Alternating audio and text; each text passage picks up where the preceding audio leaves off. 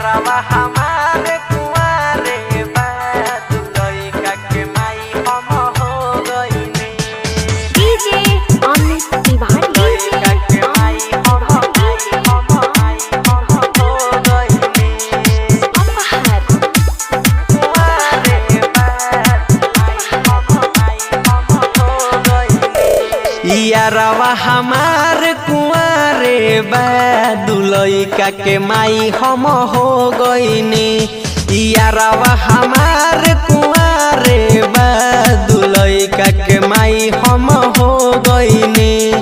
इतना बड़ा का घरवा में हम तो इतना बड़ा का घरवा में हम तो भतरू संगे सो गइनी।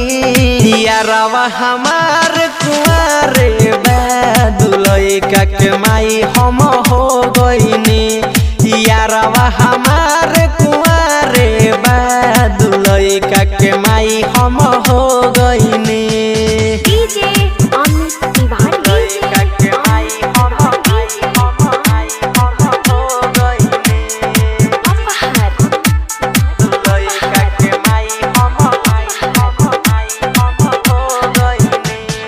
ओकरा से बात करल हम छोड़नी शादी के दिन से।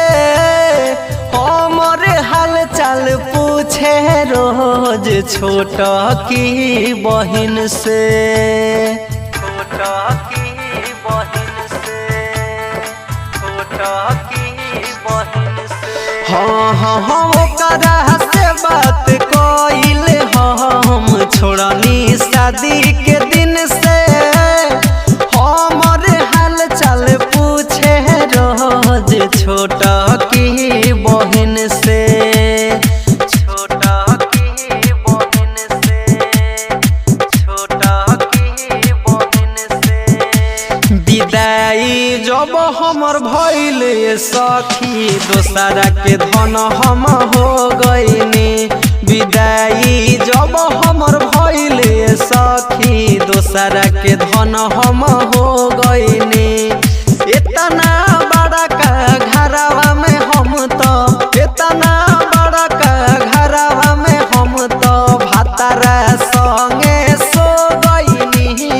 यारवा हमारे कुंवारे बा दुलइका के माई हम हो गइनी।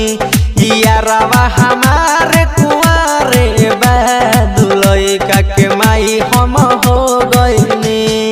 डीजे अमित तिवारी दुलइका के माई हम हो गइनी। अपहर कुंवारे बा हम हो गइनी। अपना भातार अशोक आशिक के बतैनी तो खिसियाइल बा।